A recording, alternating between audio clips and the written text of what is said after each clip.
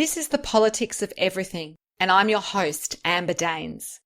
Welcome to the podcast where we want to discuss the politics of everything, from money to motherhood, nutrition to narcissism, startups to secularism, the environment to equality, and much more. Our guests are experts in their field or topic of choice, even if you've not yet heard their name.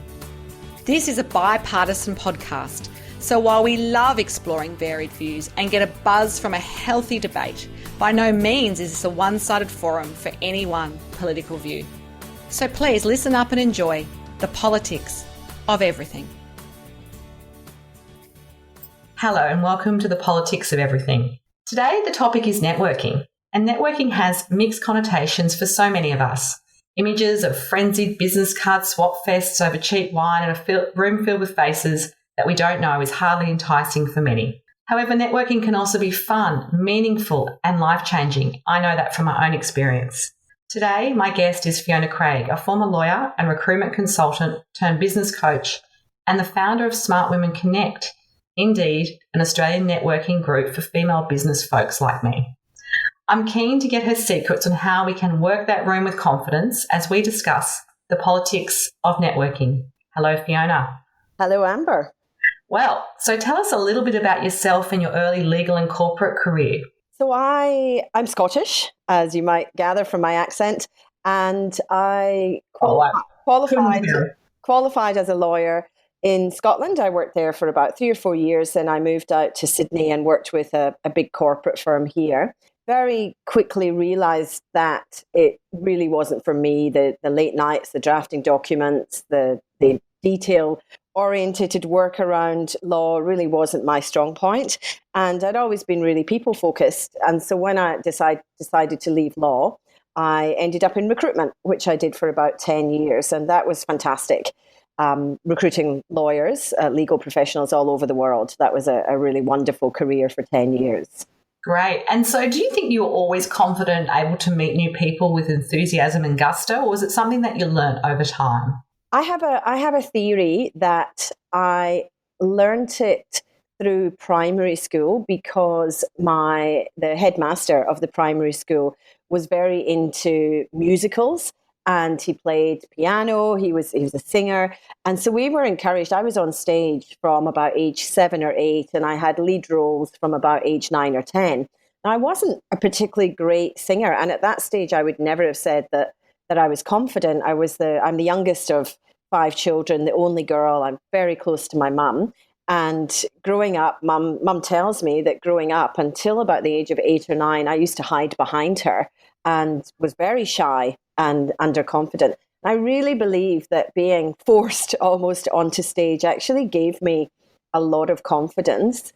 And, I think it's a skill to be able to stand up in front of people and not feel, you always feel nervous, but to understand that you actually have something to give and a gift to share. And so I think I've been confident probably since my early-ish school days, but I never really thought about networking until I started work. I just used to look at it as I enjoyed meeting people. I always enjoyed meeting new people. And I think that's the key to it in some ways. And yeah. I know that, when I started my corporate career in the 1990s as well, it was a vastly different landscape to what we have today. I mean, there was no social media. Internet was kind of really in its early days. And so connections were only about face-to-face. Yeah. How do you think we need to embrace it differently to perhaps we used to, or do we have to do both? I think that the internet has opened up vast opportunities. I think back to when I started my legal career. I started in 94, I think it was, 93, 94. And it was about 2 years into my legal training contract where we actually got desktop computers. We didn't have any when I started. So you absolutely, it was the phone and a dictaphone and going into people's offices. There was no such thing as email in our office at that point. And when we did get desktop computers, we were only allowed to use them for internal communications because everyone was scared, all the partners were scared that someone was going to sue us if we sent a document out by mistake or something.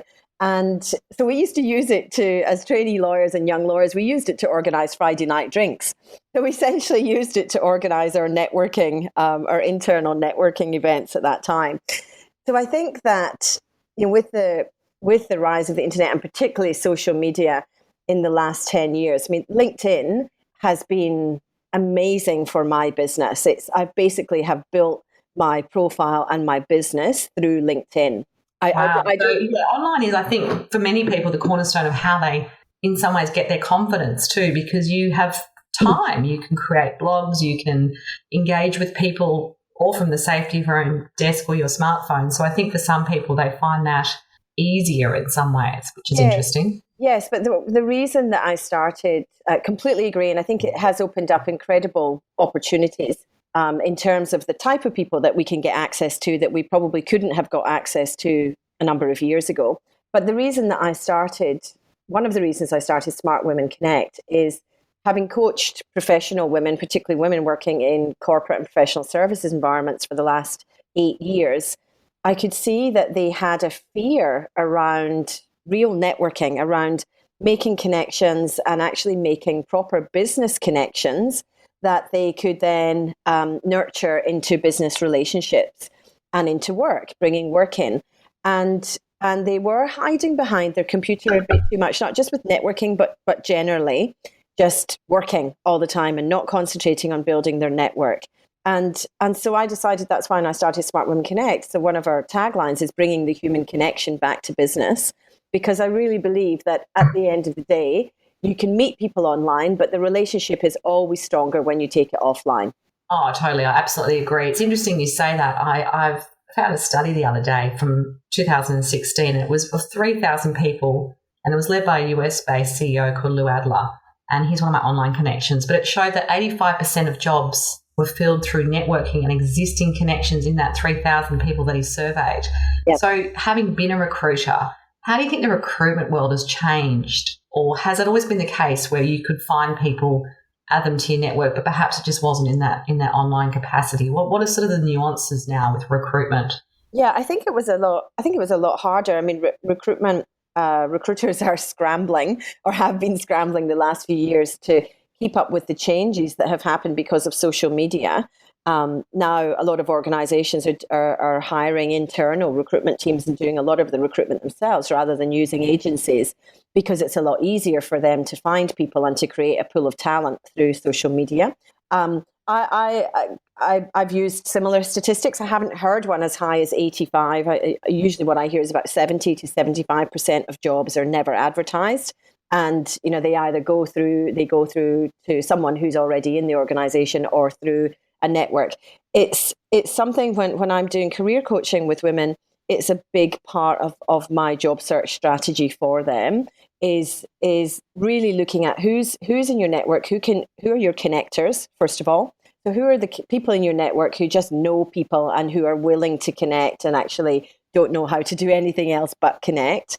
And how can you actually leverage the people that are already there within your network, both in a physical sense and to create new online connections as well? So I think that internet and social media has opened up opportunities for people, because we can connect with people that we don't necessarily know, or that are 2 or 3 degrees separation from us. That opens up different opportunities within other organizations that we might not have had access to previously. Absolutely. So personally, do you enjoy networking? I know it's your livelihood, but, what makes it so appealing for you personally? There must be times where, you're not feeling that sort of upbeat, or you've sort of got other things happening in your life. How do you get into that networking mindset personally? I love hearing people's stories, Amber. I've always been fascinated by why people, not just what people do, but why they do what they do. So one of the first questions I always ask someone when we find out what they do is, how did you end up doing that? How did you get into that? Why did you do that? I'm just always been fascinated with why people do what they do. So I look at networking. I haven't looked at networking as business building, I suppose, for quite some time now, because when I did approach it like that. I remember when I started my own business and coaching business, and I'd go along to quite a few networking events. I was part of, a weekly networking group as well. And I remember not getting very much out of it in terms of business. And I look back at that and I think now it's because I was approaching it from the angle that I was looking for business. So now what I encourage my clients to do and what we encourage through Smart Women Connect and what I do is I just concentrate on connecting with people, have a conversation with them, talk about work. Yes, talk about business. I'm all about getting women, particularly women, talking more about business. But they're a human being at the end of the day. Ask them questions, ask their stories, share a bit of yourself and they'll share back. And sometimes you click and you meet, you have this real click with someone. It's happened to me a couple of times recently where we're like best friends after one breakfast. We've just got this real connection. And then other times you might not click and you might not see that person again. But I look at every conversation that you have is valuable or potentially valuable. And I think it's often about not even if they're the right sort of connection for you, but they might know people in their network who need what you do, or you might, they might facilitate some other opportunity. Obviously, networking is about the personal and the professional, but I often find by being open, not judging, not thinking, okay, this person doesn't, they're not in the same industry as me, or they don't need my services, or we don't have that rapport, as you said. But you never know where that's going to lead. So I'm always very open to meeting new people for that reason. And I always say, Amber, you never know who they know. That's it. That's the exact point. Yeah. So you've said it far more succinctly than me. So we have touched on social media, and it is a business game changer for many small business owners like yourself and myself. Mm. And we can now connect with people obviously faster. I have lots of contacts all over the world, in the US, in Asia, wherever it might be. But it sounds like it's not enough. When you're needing to be, networking to, if you do want to grow your business or your personal brand, you say you have to take it offline. How do you balance that out? Is there some sort of, gamification of this that works, or is it just about doing a little bit of everything? I think it's about doing a little bit of everything. I think that social media is a great place to start. And, again, it's a big part of my networking strategy. And on that, you've mentioned LinkedIn. What else do you use, by the way? I have mainly used LinkedIn. I know some people who've been very successful creating networks through Twitter. I personally haven't. I don't have enough time to use everything. I've used Facebook a little bit, but it's still, I think Facebook's still in transition between the personal and the business to a certain degree. But it's becoming much more business focused. And I think it depends who your clientele are. My market, the professional women that I work with are all on LinkedIn. And so it's just made sense for me to concentrate my efforts on that platform. And it's been incredibly successful for me. How many people are in your LinkedIn network? Do you even know? Yes. Yeah, I have 6,336 at this moment. That is impressive. That is impressive. You get to the point. There's a tipping point with LinkedIn where you get over the 500 connections, and particularly when you get over 1,000 connections, people start to find you because they're seeing you through their networks. They're seeing you post through people liking or commenting or being connected to you, and you start getting connection requests. So I very rarely now go out and actively connect with people unless it's people that I've met or there's someone specific that I want to get in front of through LinkedIn. Now most of my LinkedIn is quite reactive in terms of people building connections. It's mainly people connecting with me. So there's a shift there once you get to a certain level. It's that critical mass, isn't it? And I think, like you say, it's a bit of, I've always found personally, and a lot of the people that I've coached in the communication space, people won't read everything that you've posted perhaps on LinkedIn or whatever forum you use, but, it's about an overall success rate. So they might read 1 in 3 of your blogs, or there might be some particular article that resonates and then they share and like it. And that's kind of that consistency and that persistence are the two things I think that work well on social media. So in terms of offline connecting, you need to do that as well.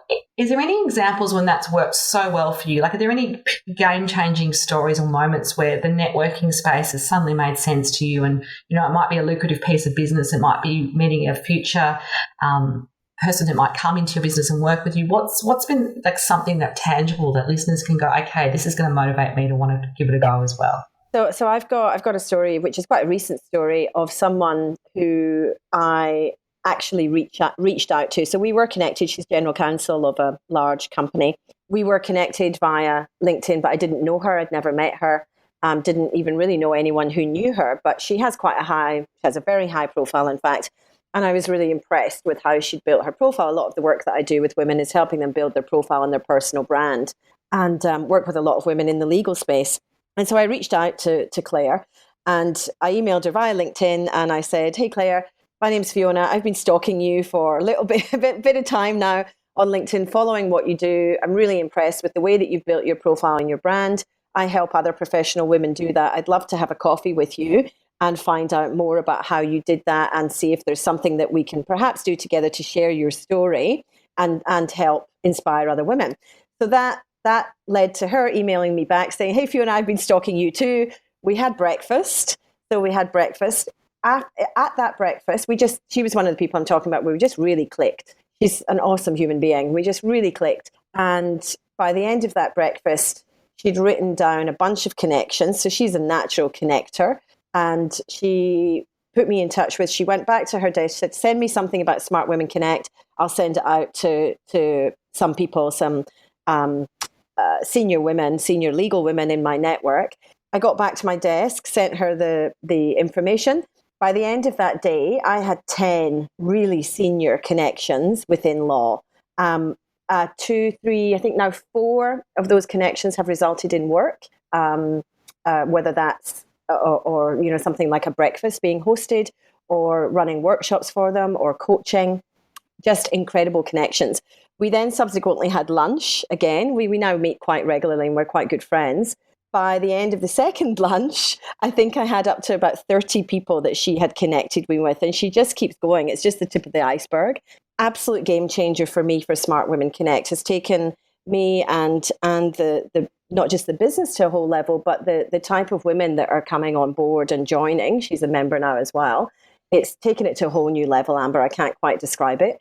That's incredible. I'm just getting goosebumps hearing that story, because I know that feeling when someone sort of really validates you. And if you hadn't reached out to her online, this wouldn't have happened. And then you obviously took it offline and you had a connection, but she also saw the value in what you were doing. Exactly. So I think it's about that mutual respect as well. I think that's the thing with networking. It's not about what can I get just from you, but you're obviously offering something she sees as valuable for her connections and her senior women that have now come into the fold. Yep, that's exactly right. So just phenomenal story, and a little bit of, I don't really have much in the way of shame anymore. I just say I've got no shame. I'll get in touch with anyone, pretty much. But I really, that really positive story of just reach out. You never know what might come out of it.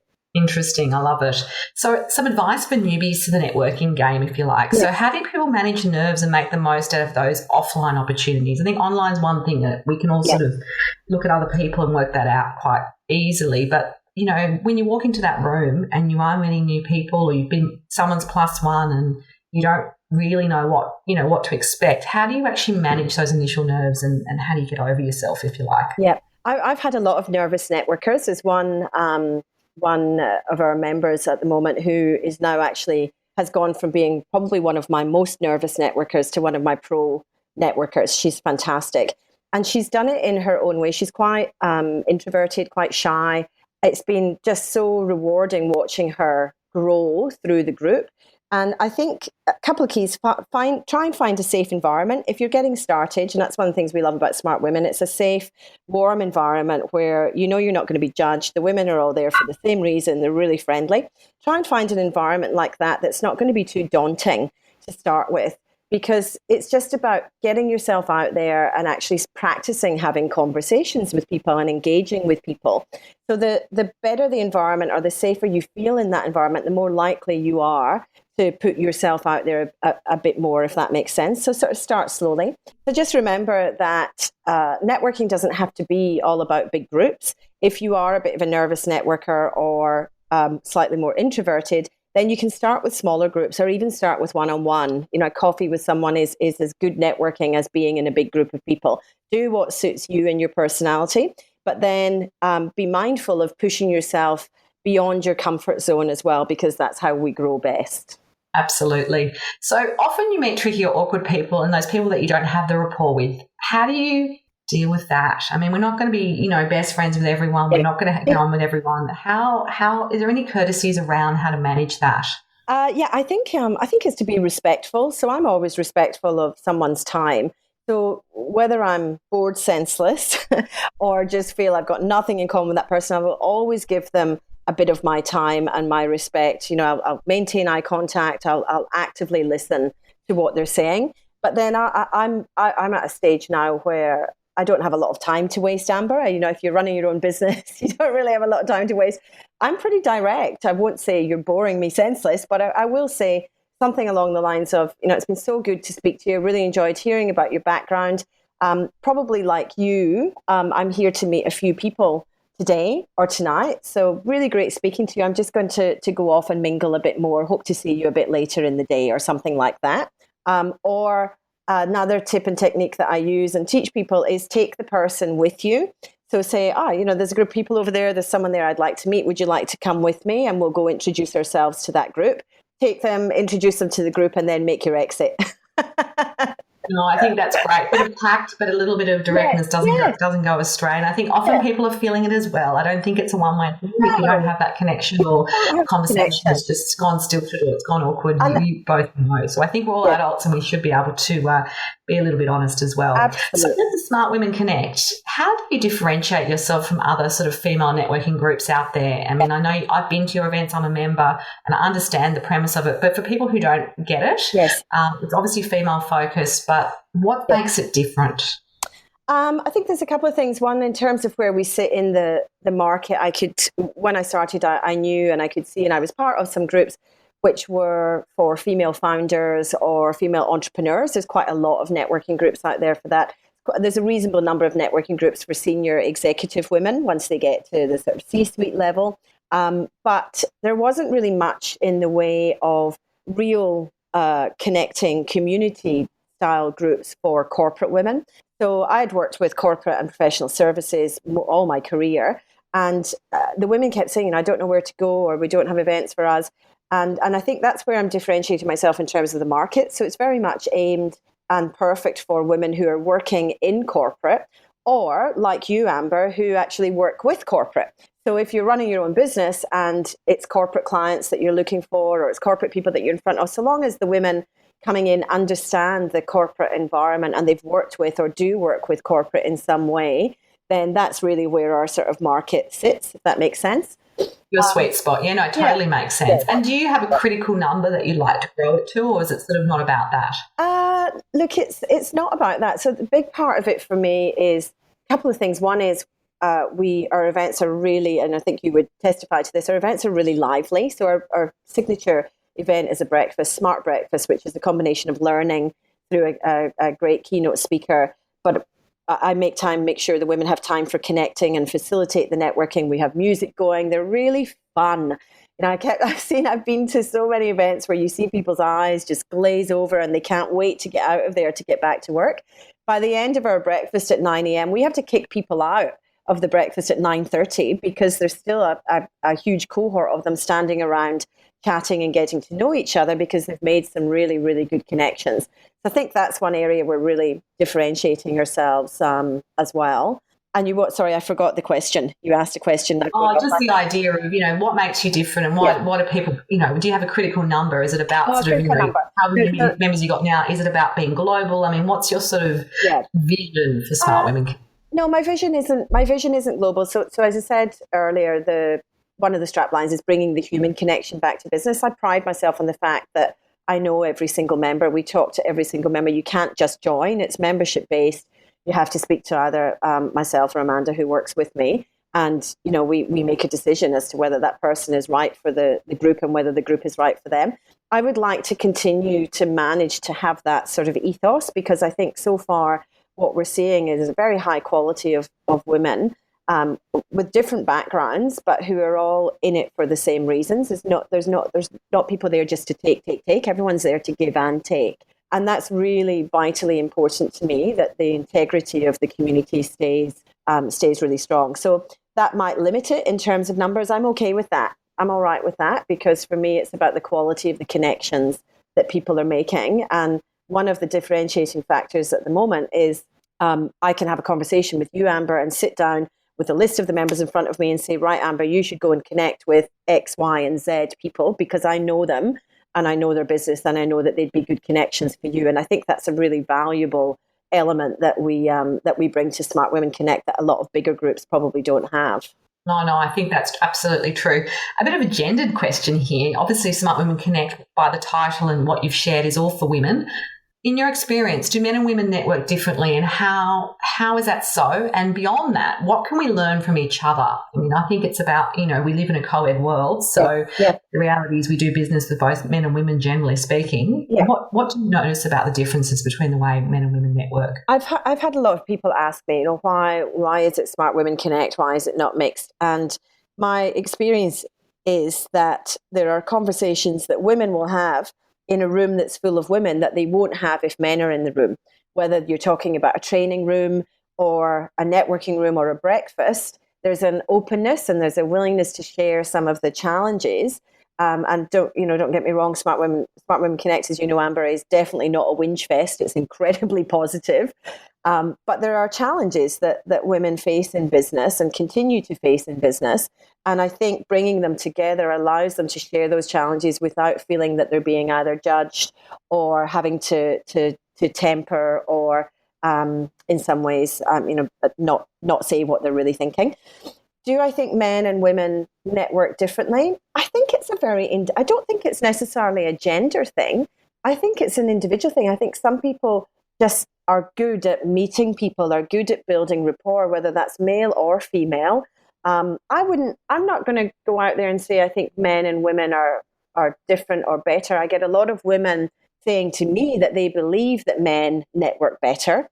I don't necessarily believe that they do. I think that what they do though, is they just accept that it's an innate part of their business life and that they not only should they be doing it, but they just accept that it's part of what they have to do. Whereas I think for a lot of women, they're still in what I call the wombat phase, which is head down, bum up, working really hard, but not focusing on having a strategic network around them. So I think men, if anything, might be a bit more strategic in terms of who they surround themselves with within their network. I think that's great, and I think that's really true. And I must admit, when I do see men networking, I think it's some of the things that I've learned anyway from the men. As I've been doing it often longer, a lot of women, it's quite a new thing. They might have taken time out of their career for caring responsibilities, or they just might have been in a corporate for a long time where they haven't really thought, like you say, about looking up and seeing who's out there. But men will just do it. They'll often chat about their hobbies and their golf and sport. I mean, I'm being very cliche here, but it does build rapport beyond what's happening maybe in that boardroom or, what's happening in the business. And I think human connection, no matter who you are, is still really, really important. Yes, so absolutely. I think that's great advice. So I always ask my guests two final questions. And the first one is, do you have any special mentors, and they may not be famous people at all, or inspirational people that have guided you? And if so, what have they taught you about success, business and life? There's a few people. One I would say is my mum.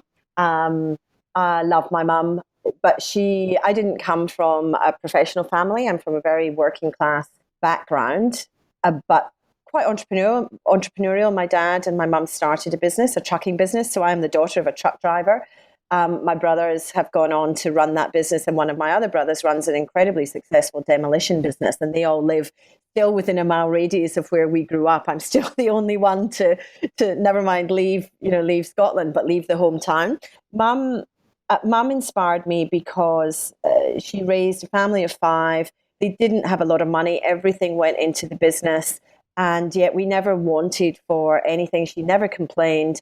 She worked really hard and instilled a really strong, both mum and dad have instilled a really strong work ethic in me, but also, I guess, a business ethic in the sense that I never questioned whether I could have my own business or not because I'd grown up with mum and dad doing it. And so it was always really easy for me to think, well, mum and dad and all my brothers run their own business. Why wouldn't I? It just didn't even cross my mind. So I continue to be inspired by my mum. She's 75. She was out here last school holidays, and I loved spending time with her. I just continue to be inspired by her strength and her continued love and support for all of us, all of the family. That's incredible. So just to wrap up, what are some tips, maybe 1, 2 or 3 top tips that you have for listeners who want to navigate the politics of networking? What would be your final pearls of wisdom for them? Find your connectors. So find the Claires, like I talked about. Find people like that, you will have people like that in your network already. You just might not be aware of who they are. They are absolutely invaluable. They are gold in terms of your network. That would be my first tip. Second tip is definitely find a group of women I call smart women, my clan. Being Scottish, but find your tribe, find your clan, find your people. You'll know when you click, you'll know when you fit, and it's really important that you feel that. And my third point is, please just look at it as meeting people and listening to people's stories. Be willing to share your story, be willing to understand and hear other people's stories. And I really believe that if you do that, then the rest of it will follow: the relationship, the business relationship, the work, the money, etc., etc. I believe that all of that will flow. That's fantastic advice. It's been a pleasure to have you today on the program. If you want to connect further with Fiona, because that's the theme we're in, there'll be some details of her various connections, her website, her LinkedIn profile, and so forth on our show notes. You've been listening to The Politics of Everything. Until next time, take care. Thanks for listening today. If you've enjoyed The Politics of Everything, we thrive on feedback. So please add a short review and share the podcast with your network, your friends and family. I'm also always on the hunt for fabulous new guests, so if you've got a view to share and an idea how to get our listeners excited, please email me at amber@bespokecomms, that's BESPOKECOMMS.com.au, and we'll be sure to get back to you. Until next time.